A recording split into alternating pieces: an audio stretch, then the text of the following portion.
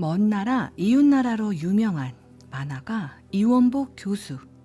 그는 한 인터뷰에서 자신의 정체성에 대해 이렇게 말했다. 내 정체성이요? 당연히 만화가지요. 기자가 의아한 표정으로 되묻는다. 교수님으로 재직 중이신 걸로 아는데요. 그러자 그는 명쾌하게 답했다. 교수는 직업이죠. 학생을 가르치는 직업. 나는 교수라는 직업을 갖고 있는 만화가입니다. 그의 말에 나는 전적으로 공감한다. 우리는 흔히 그 사람의 직업은 그 사람의 정체성이라는 등식을 머릿속에 갖고 있다. 하지만 이 세상에는 직업과는 매우 다른 분야에서 자신의 정체성을 확보하고 있는 사람들이 많다. 기업체 대표라는 직업과 직함을 갖고 있지만 사회 사업가로서의 정체성을 갖고 있는 사람, 중소기업의 생산부에서 일하고 있지만 과학자이자 발명가로서의 정체성을 지니고 있는 사람, 겉보기에는 그저 평범한 직장인 같지만 사실 그 중에는 다음과 같은 정체성을 갖고 있는 사람들이 있다.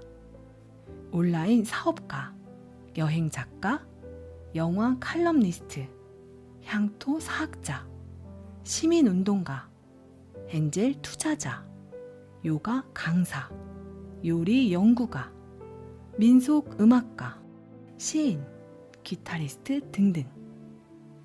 당신도 얼마든지 직업과 별개의 정체성을 가질 수 있다.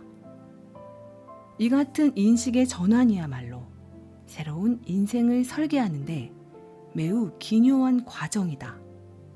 만일 지금 누군가 시켜서 하고 있는 이 일이 곧 나의 정체성이라는 생각을 앞으로 10년, 20년 그대로 유지할 계획이라면 당신은 새로운 인생을 포기하는 게 현명하다. 인생 전략을 세울 때 가장 두려운 적들 가운데 하나는 고정관념이다. 고정관념은 삶의 패턴을 고착화시킨다. 인생에 대한 유연한 사고를 가로막는다. 나도 한때는 잘 나가던 광고맨이었다. 하지만 나는 내 인생 전부를 광고맨이라는 카테고리 안에 몰아넣지 않았다. 매 순간 주어진 일에 최선을 다함으로써 광고업계에서 인정을 받았지만 그때마다 내 인생은 내게 광고맨을 뛰어넘는 그 무엇이 되어야 한다고 끊임없이 주문을 걸어왔다. 그래서 나는 결국 사업가가 되었고 컨설팅 회사의 대표가 되었다. 그리고 작가가 되었다.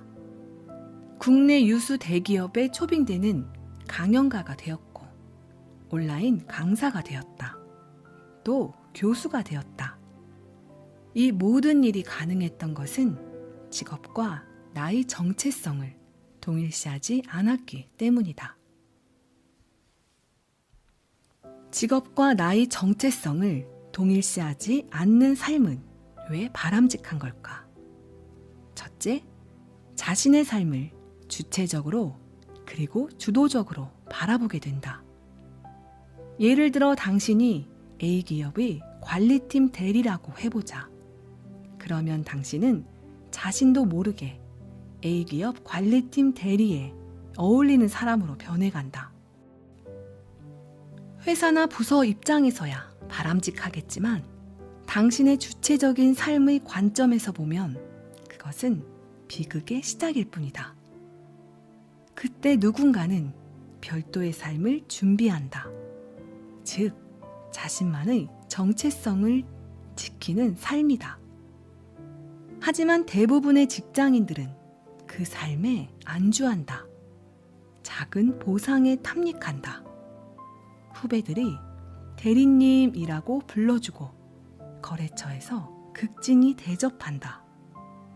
회사에서 인정을 받고 연봉도 제법 내세울 만하다. 그렇게 7, 8년이 흐르면 당신은 회사를 떠나서는, 그 부서를 떠나서는 독립적으로 생존할 수 없는 사람이 되고 만다. 자립할 힘을 잃고 마는 것이다. 따라서 당신이 미래 전략을 세울 때 우선적으로 고려해야 할 사항은 직업이 아니라 유연한 정체성이다. 둘째, 남들의 말에 쉽게 휘둘리지 않는다. 주체적인 삶을 살지 않는다는 것은 곧 주변 사람들의 생각, 남들의 한마디에 쉽게 휘둘릴 수 있다는 것을 의미한다. 대학 동창이 찾아와 사업 제안을 하면 곧바로 귀가 솔깃해진다. 그리고 생산적이지도 않은 고민에 휩싸인다.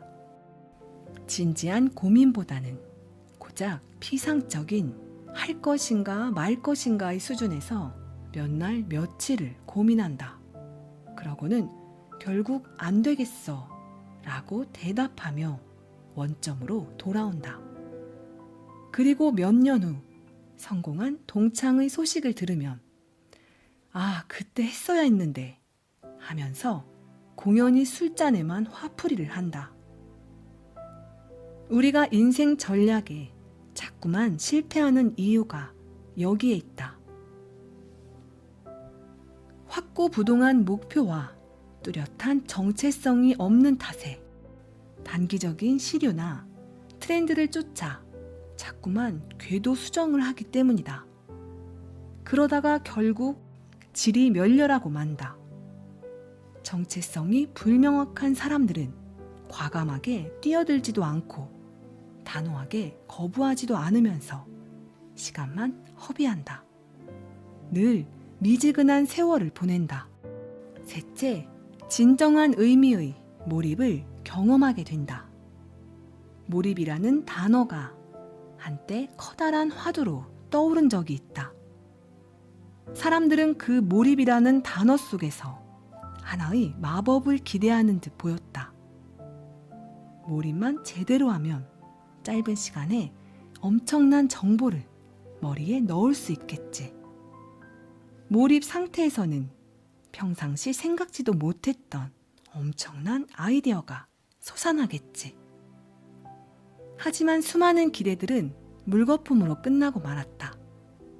적어도 내 주변 인물 수백 명과의 인터뷰 상으로는 그랬다. 대체 왜 이런 허무한 결과가 나타났을까? 전문가들이 말하는 몰입은 그저 하나의 허구였을까? 결코 그렇지는 않다. 적어도 몰입을 제대로 경험했고 요즘에도 자주 경험하는 나로서는 몰입의 경이로운 능력을 절대적으로 신뢰한다. 그렇다면 왜 그런 놀라운 힘이 극소수의 사람에게만 발휘되는 걸까? 그 답은 바로 자기 정체성의 확립 여부에 있다.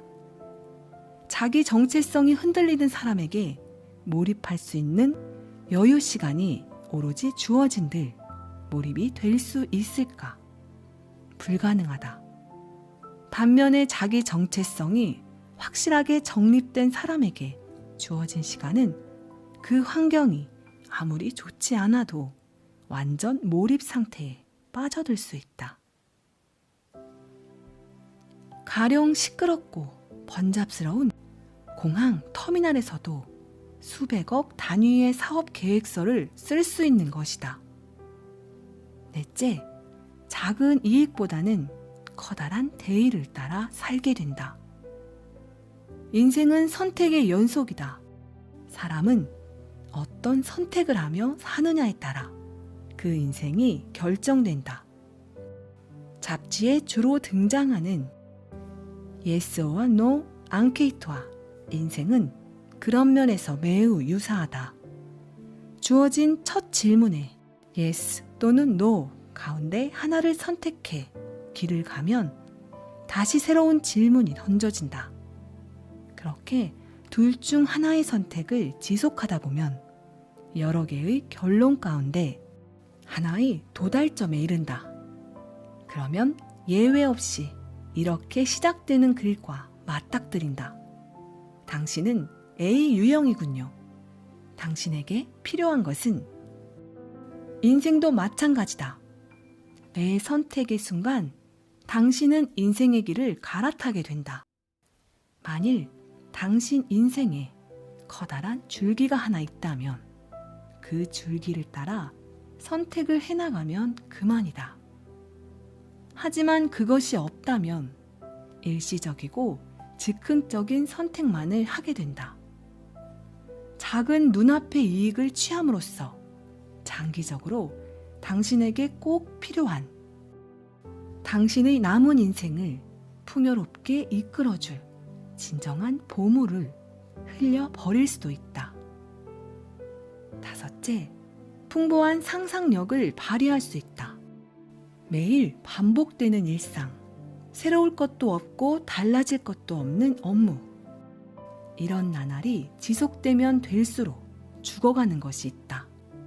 상상력이다. 당신은 원래 상상력이 뛰어난 사람이었다. 하지만 그 상상력이 오랫동안 쓰이지 않았기에 결국 당신은 아무런 아이디어도 떠올리지 못하는 삶을 살게 된 것이다. 자신이 누구이고 어느 곳을 지향하고 있는지 정확하게 알고 있는 사람은 모든 정보가 머릿속에서 쉴 새 없이 서로 네트워킹을 한다. 그리고 새로운 생각들을 끊임없이 양산해낸다.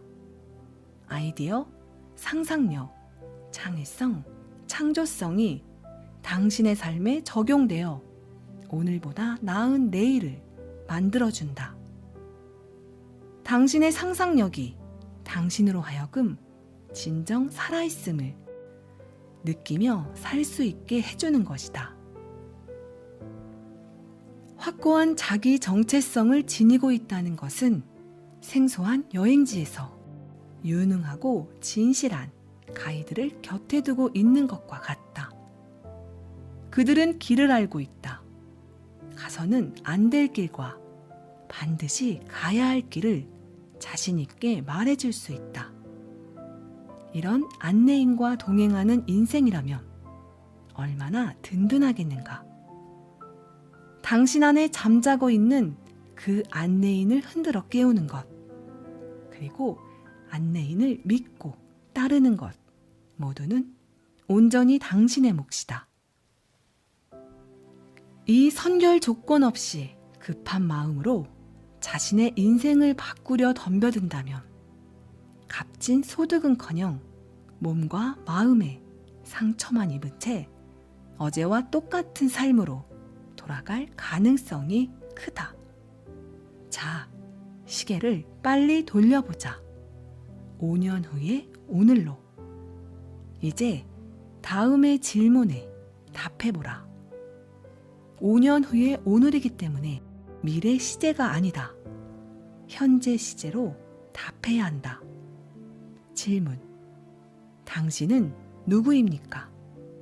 답. 나는 누구누구누구입니다.